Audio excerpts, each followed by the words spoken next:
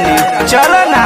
अरे हो जी तबाह कर दिले बा। गरमी बेसरमी भइल बावे हो, छोटे पचोला भइल बावे हो। भिजता बे छेनवा बेनवा डोलाइए दे तो हो ना।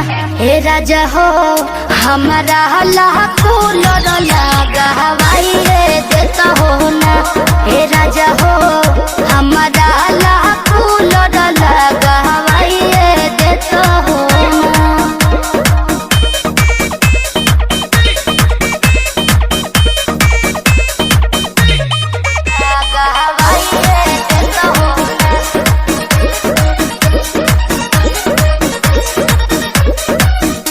की हो दादी कदारी प्यारी देखलो न जाता हो। देहिया पसीज गइल भेज गइल ऐसन जनाता हो। अरे का करे हम तो परेशान बने। की हो दादी कदारी प्यारी देखलो न जाता हो।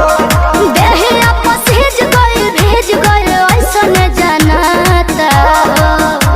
के कहतारी बछिया